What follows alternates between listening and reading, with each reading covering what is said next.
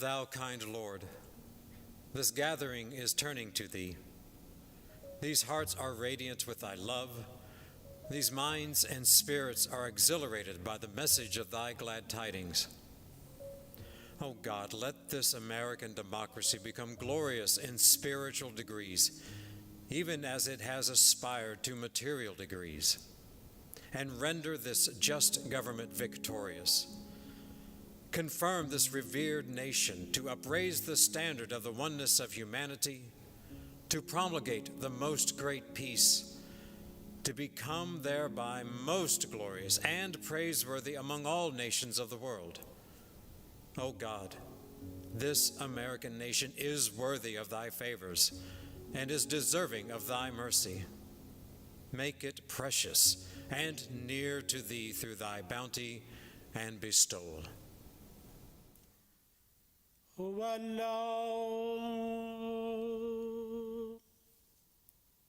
خداوندا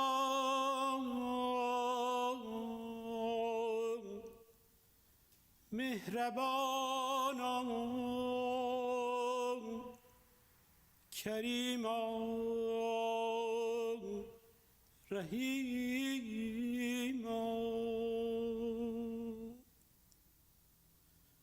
ما بندگان آستان توییم و جمیع در ظل وحدانیت تو.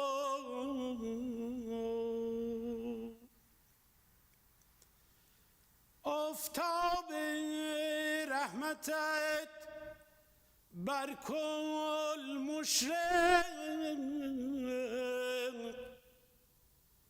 و ابر عنایتت بر کل می بارد. الطافت شامل کل است و فضلت رازق کل. جمیع را محافظ فرمایی و کل را به نظر مکرمت منظور داری. ای پروردگار، الطاف بی پایان شامل کن. نور هدایت برافروز.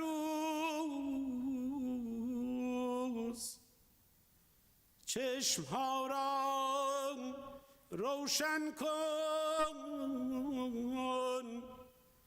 دلها را سرور ابدی بخش.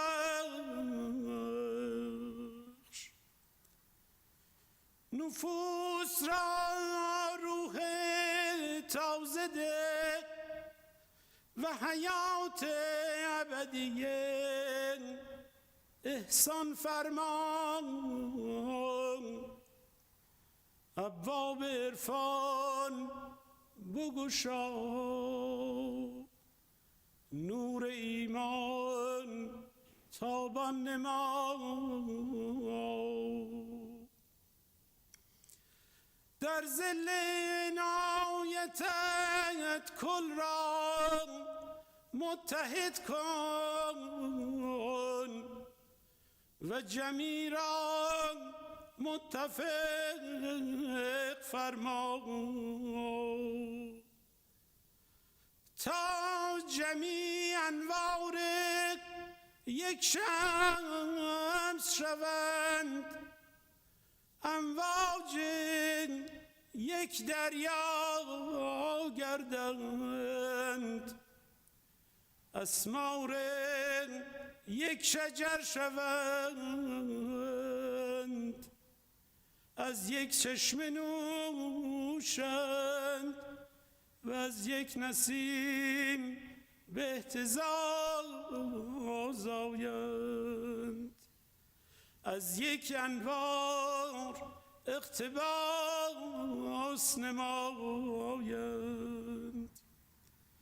تویی دهنده و بخشنده و توانا. این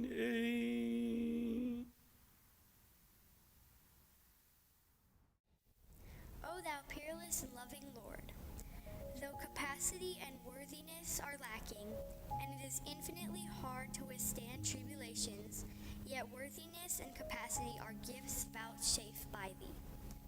O Lord, give us capacity and make us worthy, that we may evince the most great steadfastness, renounce this world and all its people, kindle the fire of thy love, and even as candles burn bright with a consuming flame, and shed abroad our radiance. O Lord of the kingdom, deliver us from this world of vain illusions, and lead us unto the realm of the infinite. Suffer us to be wholly freed from this nether life, and cause us to be blessed with the bountiful gifts of the kingdom. Release us from this world of nothingness that bears semblance of reality, and confer upon us life everlasting. Bestow on us joy and delight, and favor us with gladness and contentment. Comfort our hearts, and grant peace and tranquility to our souls, so that upon ascending unto thy kingdom we may attain thy presence and may rejoice in the realms above. Thou art the giver, the bestower, the Almighty. Today is the day for steadfastness and constancy.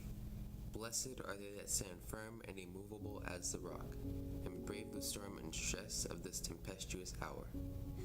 They verily shall be the recipients of God's grace.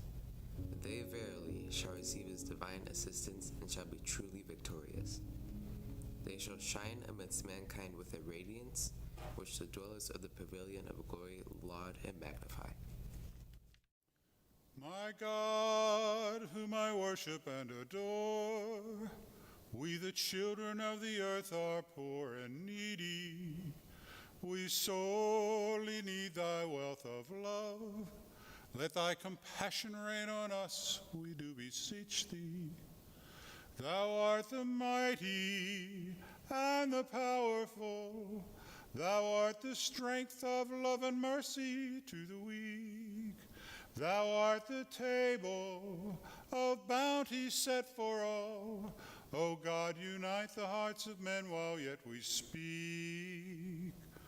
O God, who made humanity from a single mold of clay, and let us grow to fill this planet Earth, we pray thee, let humanity be one again today, and return us to the oneness of our birth.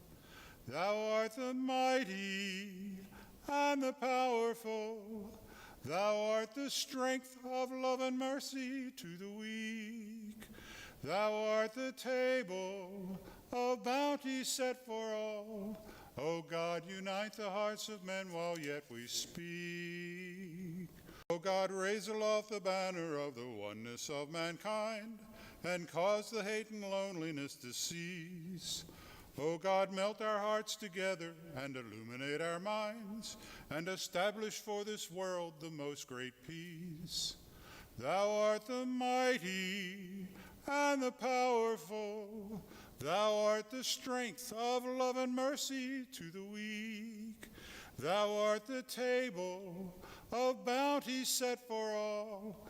O God, unite the hearts of men while yet we speak.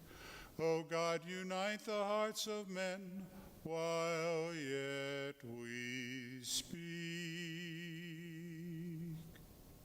O divine providence, awake me and make me conscious. Cause me to be detached from all else save thee, and captivate me by the love of thy beauty. Waft upon me the breath of the Holy Spirit, and suffer me to hearken the call of the Bahá kingdom. Bestow upon me heavenly power and kindle the lamp of the Spirit within the innermost chamber of my heart. Release me from every bond and deliver me from every attachment, that I may cherish no desire except thy good pleasure. Seek not besides thy countenance, and tread no path other than thy path. Grant that I may enable the heedless to become mindful and the slumberers to awaken, that I may prefer the water of life to those who are sore athirst, and bring divine healing to those who are sick and ailing. Thou, I am lonely, abased, and poor, yet thou art my haven and my refuge, my supporter and my hope. Send down thine aid in such wise that all may be astounded. O God, thou art verily the Almighty, the most powerful, the giver, the bestower, and the all-seeing. O thou most glorious Lord, make this little maidservant of thine blessed and happy. Cause her to be cherished at the threshold of thy oneness, and let her drink deep from the cup of thy love, so that she may be filled with rapture and ecstasy and diffuse sweet-scented fragrance. Thou art the mighty and the powerful, and thou art the all-knowing, the all-seeing.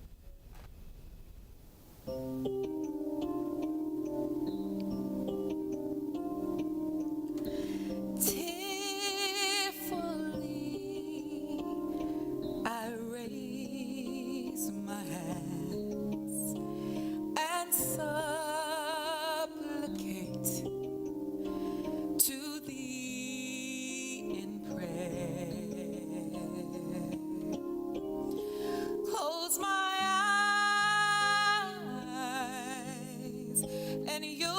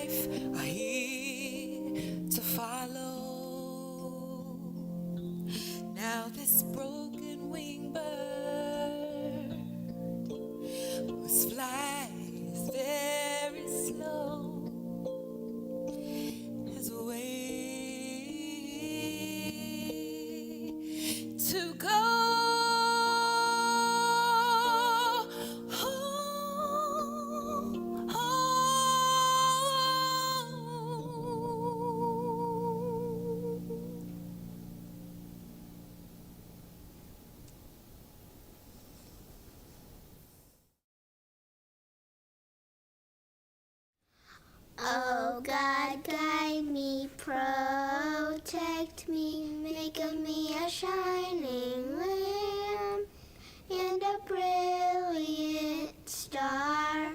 Thou art the mighty and the powerful, Abdu'l Bahá, Abdu'l Bahá. That was beautiful, girls.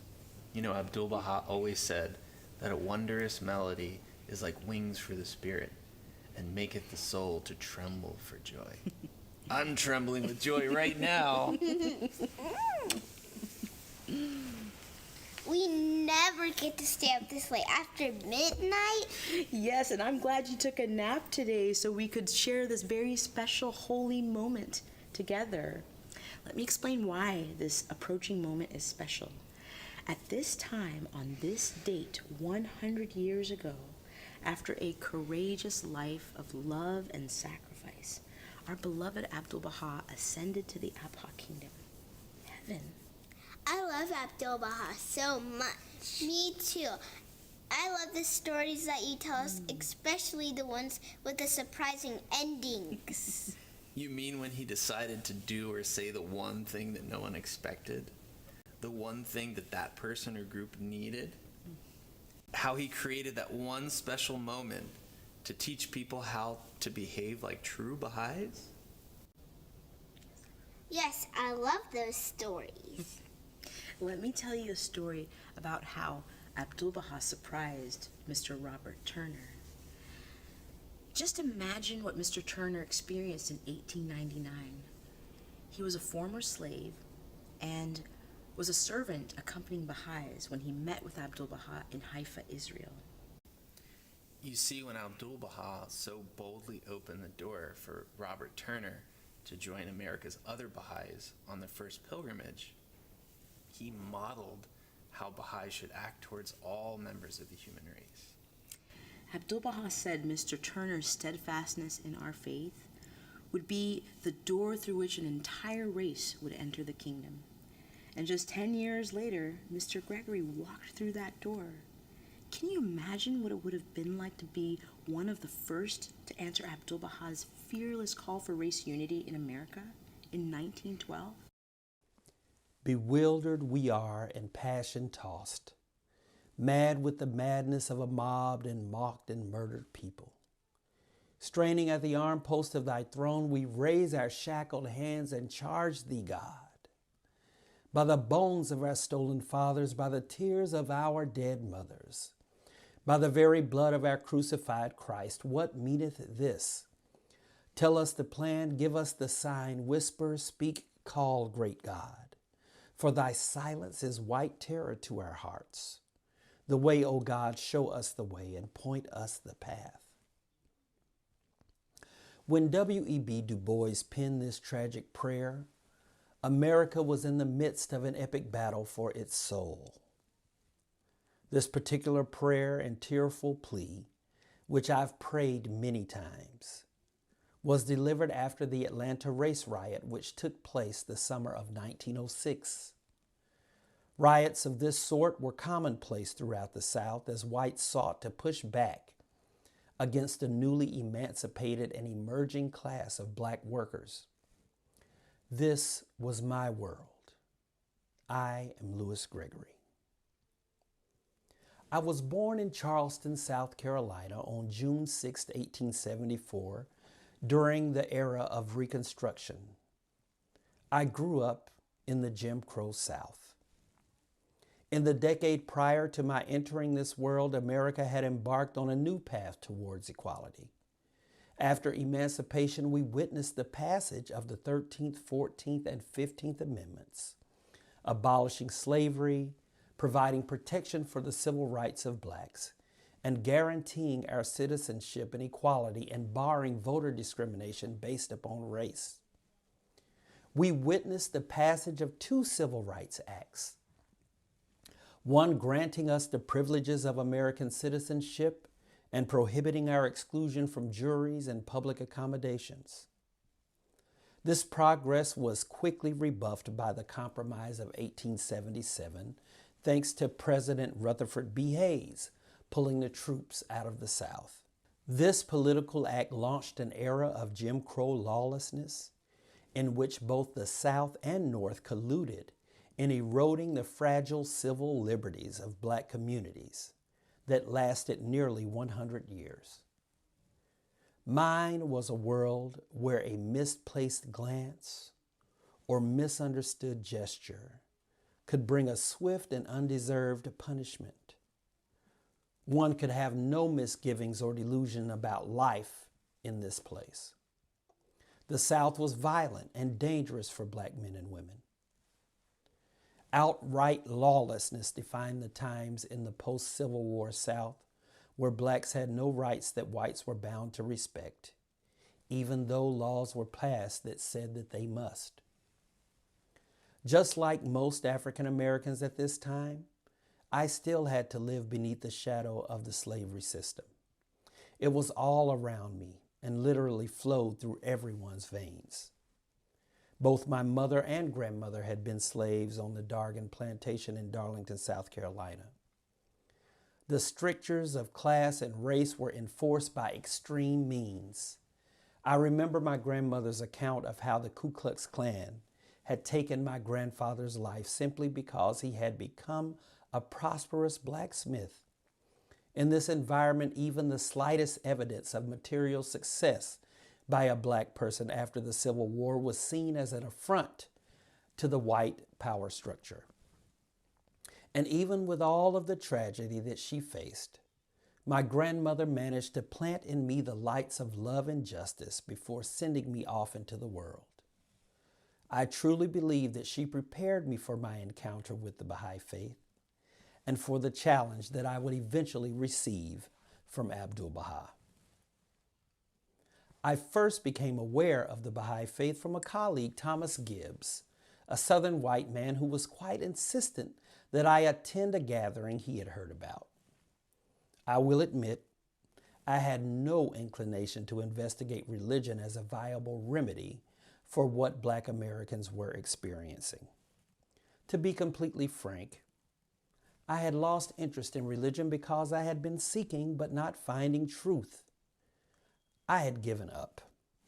Nonetheless, I agreed to attend the meeting at Joseph and Pauline Hannon's, who claimed that I was about to hear a message that would make possible a work that would bless humanity. I found myself intrigued and challenged by this great claim, for I was a black son of the South who was reared in the volatile and capricious environment of Jim Crow. I know how stubborn and intractable racism can be.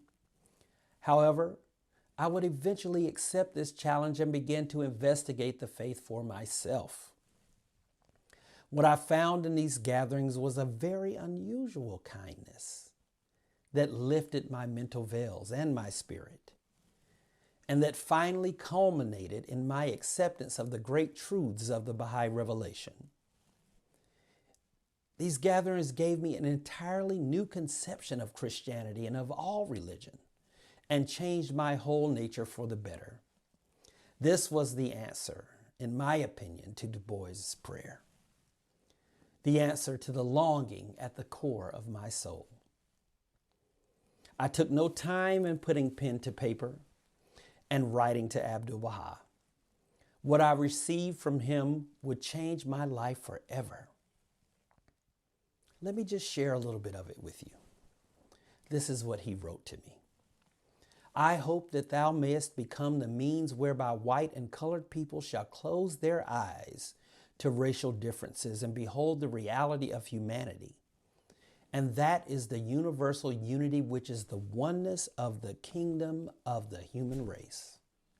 Like unto a candle be kindled in the world of humanity, and like unto a star shine and gleam from the horizon of reality, and become the cause of the guidance of both races. I knew right then and there that my service to the world would be calling whites and blacks into the loving fellowship that God had intended for all of us. This mission was not without its challenges, the greatest of which was possibly a Bahá'í community not fully embracing of the far-reaching implications of the revelation. I was asked about our community when I was honored to meet the Master in the Holy Land in 1911. His question made me smile. I at once felt my inquirer, although he had not yet visited America, knew more of conditions than I could ever know. I told him that sentiments ranged from hopeful to despondent, but that there were a number of earnest souls who deeply desired the unity of the races. He told me that it would be done. I remember bearing witness to this as I watched him model race amity as only the perfect exemplar could during his visit in 1912. Abdu'l Bahá was a great teacher, and everything he did was meaningful. I remember fondly one occasion in Washington, D.C. when he demonstrated what the power of justice and love could do. The Persian embassy in the city had arranged a luncheon in his honor. Their guest list included members of the social and political elite in the capital, as well as a number of Bahá'ís. I had been invited to visit the master, but was quite surprised at the time scheduled for the visit, as I knew the luncheon plans. But when the master extends an invite, naturally one must arrive on time. Their conference seemed to go on and on, as if indeed the master seemed to be prolonging it deliberately. Eventually, the butler announced that lunch was being served. Abdu'l Bahá led the way and the invited guests followed close behind.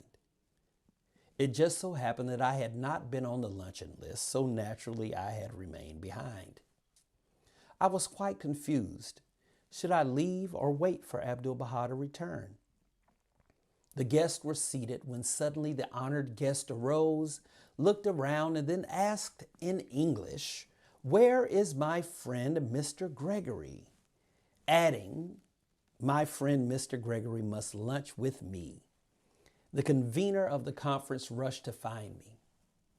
As I approached the front of the room, I could see the master rearranging the place settings at his right, the seat of honor, ignoring utterly the delicate laws of protocol. And the luncheon started only after I had been seated.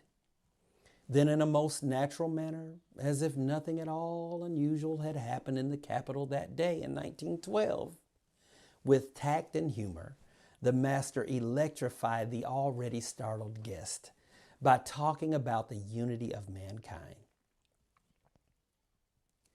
How significant these grand gestures were to those of us who had been taunted and teased with promises of equality and freedom.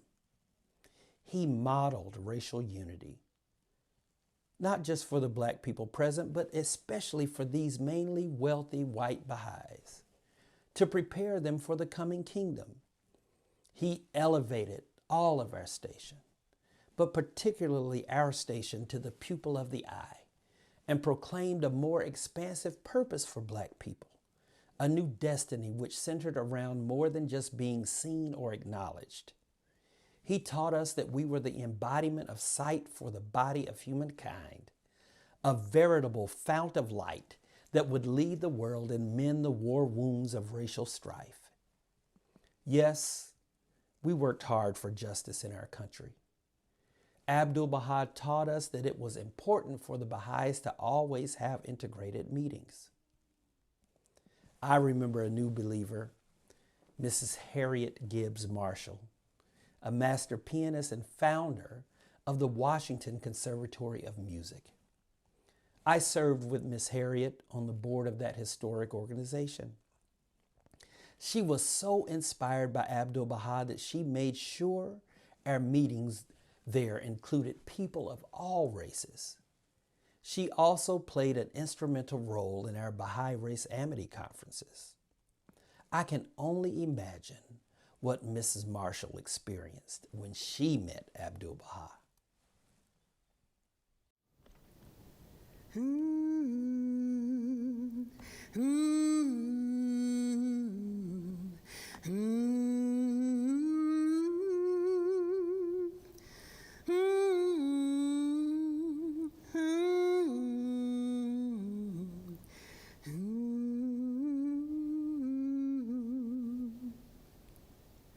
I met Abdu'l Bahá when he visited Washington in 1912. I was 44 years old and had devoted my life to music and the arts. My life's vision was to build organizations and schools to educate and uplift my people and our great music. In a country that not only disrespected us, but upheld the brutal Jim Crow laws that made our lives so difficult. So I listened intently when Abdu'l Bahá insistently urged us to hold meetings where blacks and whites come together. At that time, most churches and even Bahá'ís all across the country hosted separate meetings for blacks and whites. He made it clear over and over again how important it was for us to gather with people of all races in the spirit of utmost friendliness and joy. Well, I realized that we would not be able to eliminate the prejudices between the races until we followed his instructions. Love, love, unity, unity. From that day forward, I made sure that all our gatherings, whether worshiping, working, or socializing, would be integrated. That, of course, would include the Washington Conservatory of Music and the School of Expression, which I had founded in 1903 to promote the arts for children and adults. You should know that it was most helpful to have our Baha'i friend, Mr. Louis Gregory, to assist me on the board of directors there. I think I'm ahead of myself. I need to talk with you about the journey that prepared me to become a Baha'i. I was raised in Oberlin, Ohio, and I'm so grateful to the city's founding fathers who, unlike most city leaders in America, valued and embraced the integration of the races, and in 1835 began a legacy of integration of welcoming and helping freedom-seeking slaves. And then in 1869, that brave little city embraced my family and welcomed me into Oberlin's integrated schools. This early education opened the doors for me in 1889 to become the first black woman to graduate from Oberlin's Conservatory of Music as a piano major. This education, followed by my study of the piano in Europe and through performing concerts in America, enkindled my desire and tuned my talents to uplift people of all races through education and music. Such an illustrious beginning, however, did not spare me or my husband of the indignities of the racism we faced as we lived and traveled throughout America. But that's another story for another time. Today, I want to tell you about Abdu'l Bahá. When I heard Abdu'l Bahá's inspiring message of the oneness of humanity, I was emboldened by his words and actions. I immediately embraced his cause, that of his father, Bahá'u'lláh. In spite of being persecuted and exiled and imprisoned over 50 of his 65 years, Abdu'l Bahá still uttered bold words of unity and love. Words like, quote unquote, the diversity of the human family should be the cause of love and harmony, as it is in music, where many different notes blend together in the making of a perfect chord. When I heard these words, I felt like God had sent me the orchestral score of my life, past, present, and future, all designed for the cause of God. For my whole life, I had been guided to this vision, a vision of God's perfect chord of unity, love, and justice. To now hear that vision manifested in the courageous words and actions of Abdu'l Bahá, my fervent prayers had been answered. I knew now that my passions, all my passions, music, love, justice, and unity, had all been and will always be the fingers of God's directing humanity's greatest performance, the unity of the human race. His brave actions, decisive and surprising, with a singularity of purpose, declared that now is the time to break down the walls that keep us apart so we can build one home for our human family. For me, Abdu'l Bahá's call to unity remind me of an old beloved spiritual. Swing low, sweet chariot, coming for to carry me home.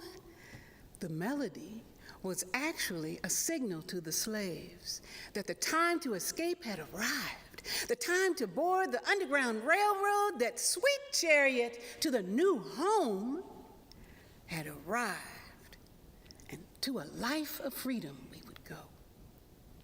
Now it's time to board our sweet chariot of faith and carry us all to a new home where justice and love have uprooted prejudice and racism, where God has directed hearts and souls to build his kingdom on earth, our home. Swing low, sweet chariot, coming for to carry me home. Swing low, sweet chariot, coming for to carry me home. Swing low, sweet chariot, come for carry me home. Swing low, sweet chariot, come for carry me home. What a powerful song. I'm so glad we took a moment to remember how Abdu'l Bahá's choices always inspired courage and unity. Mr. Turner, Mr. Gregory, Miss Marshall were all uplifted and enkindled by their experiences with him. Yes, and it's almost time to honor his fearless life of unity with the tablet of visitation. We will be in unity with Baha'is all over the world, intoning this prayer at the same moment. Can you imagine Abdu'l Bahá hearing this in the Abha Kingdom? Oh, voices from every corner of the world, wondrous chants and melodies. Like wings for his spirit, making his soul tremble for joy.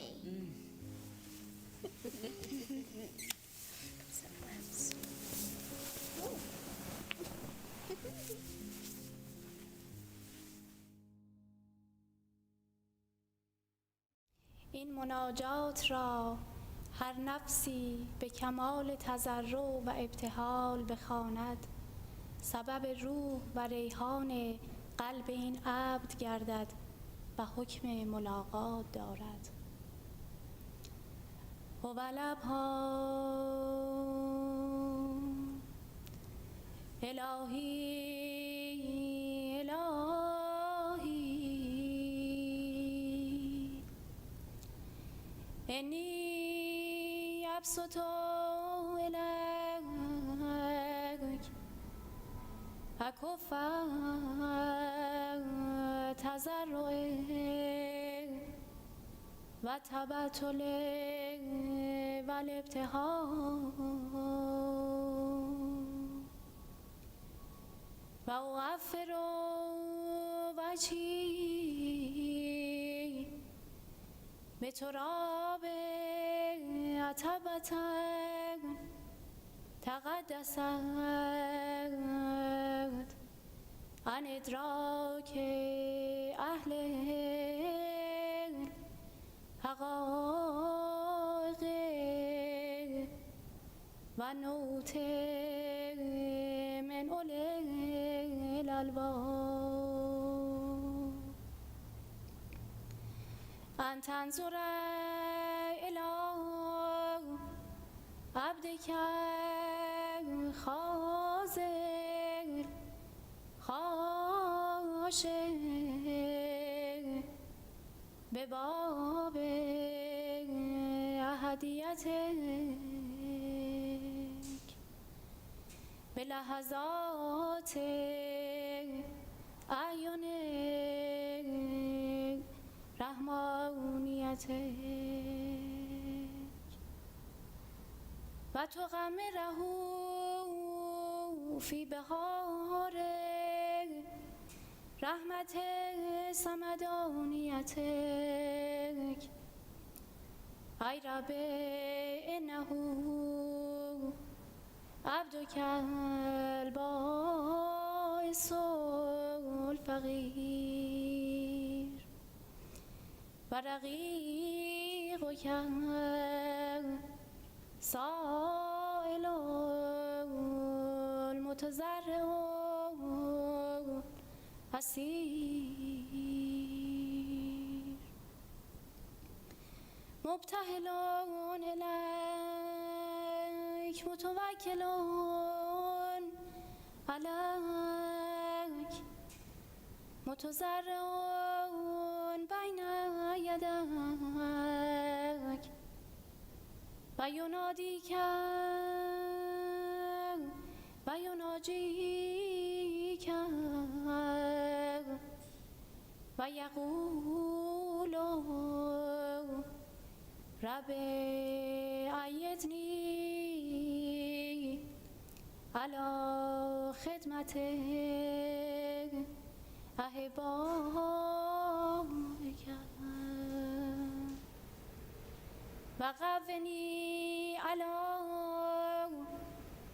عبودیت حضرت احدیتک و نور جبینی به انوار تعبد فی ساحت قدسک و تبتل اله ملکوت عظمتک